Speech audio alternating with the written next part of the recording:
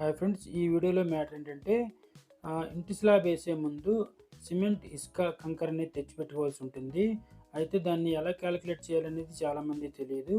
అయితే ఒక 150 గజాల్లో స్లాబ్ వేస్తే గనక ఎంత సిమెంటు, ఎంత ఇసుక, ఎంత కంకర పడుతుందనేది మీకు ఈ వీడియోలో నేను తెలియజేస్తాను చూడండి. ఫ్రెండ్స్, సహజంగా సిమెంట్ కానీ, ఇసుక కానీ, కంకర కానీ వేసే విధానం ఎలా ఉంటుందంటే ఇంజనీర్ ఇచ్చిన రేషియో ప్రకారంగా మనం వేయాల్సి ఉంటుంది. కానీ ప్రాక్టికల్గా వర్క్ చేసే సందర్భాల్లోని మేస్త్రులు లేదంటే మిల్లర్ వాళ్ళు ఏం చేస్తారంటే ఇంజనీర్ చెప్పిన రేషియోని ఫాలో అవ్వరు. దానికి కారణం ఏంటంటే ఒక్కోసారి ఇసుక, కంకరు లావుగా సన్నగా రావడం జరుగుతుంది. అలాంటి సందర్భంలో ఇంజనీర్ చెప్పిన రేషియో అనేది కుదరదు. కాబట్టి వీళ్ళు ఏం చేస్తారంటే ఒక 50 బ్యాగ్స్ సిమెంట్కి ఒక 5 గంపలు ఇసుక, 6 గంపలు కంకరేసి కాంక్రీట్ అనేది మిక్సింగ్ చేస్తారు. మ్యాక్సిమం మన తెలుగు 2 రాష్ట్రాల్లో కూడా ఈ విధంగా అందరూ మిక్సింగ్ చేస్తుంటారు.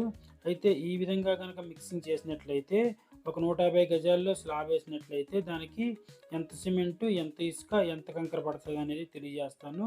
దీన్ని బట్టి మీ ఇంటి స్లాబ్ సైజు కూడా చూసుకొని మీరు కన్వర్ట్ చేసుకున్నట్లయితే మీకే క్లియర్గా అర్థమవుతుంది. ఫ్రెండ్స్, ఇక్కడ చూడండి, ఈ రెడ్ లైన్స్ కనబడుతున్నాయి కదా, మొత్తం ఏంటంటే 1 ఫీట్ బీమ్స్ ఉన్నాయి.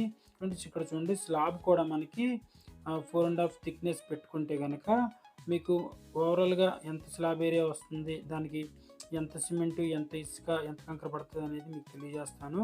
ఫ్రెండ్స్, ఇక్కడ చూడండి, 30 x 45 సైజు 150 చదరపు గజాలు అవుతుంది.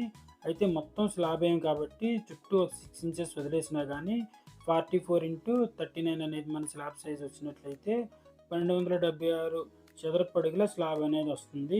ఫ్రెండ్స్, 1276 అడుగుల స్లాబ్కి మనకి 115 సిమెంట్ బ్యాగ్స్ అనేవి పట్టే అవకాశం ఉంది.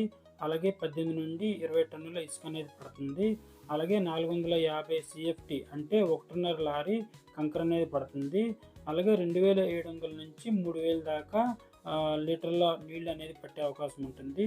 ఫ్రెండ్స్, ఈ క్యాలిక్యులేషన్ ఎలా చేస్తామంటే ఒక 10 x 10 స్లాబ్కి బీమ్స్తో కలిపి ఒక 9 సిమెంట్ బ్యాగ్స్ అనేవి కాంక్రీట్లో పడతాయి. ఆ ప్రకారంగా ఈ క్యాలిక్యులేషన్ అనేది చేసాము. అలాగే ఇక్కడ గుర్తుపెట్టుకోవాల్సిన విషయం ఏంటంటే మనం స్లాబ్ మొత్తానికి కలిపి ఈ క్యాలిక్యులేషన్ అనేది చేసాం కదా. కార్నర్స్లో మనం ఏంటంటే ముందే స్టెప్స్ చేస్తాం కాబట్టి స్టెప్స్కి ఒక 10 to 12 బ్యాగ్స్ అనేవి ముందు మనం వాడడం జరుగుతుంది. అవి కనుక ఇందులో మైనస్ చేసుకున్నట్లయితే మీకు కరెక్ట్ క్యాలిక్యులేషన్ అనేది వచ్చేస్తుంది.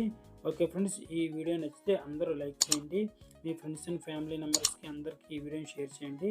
అందరూ ఈ ఛానల్ని సబ్స్క్రైబ్ చేసుకోండి ఫ్రెండ్స్. Okay friends, bye.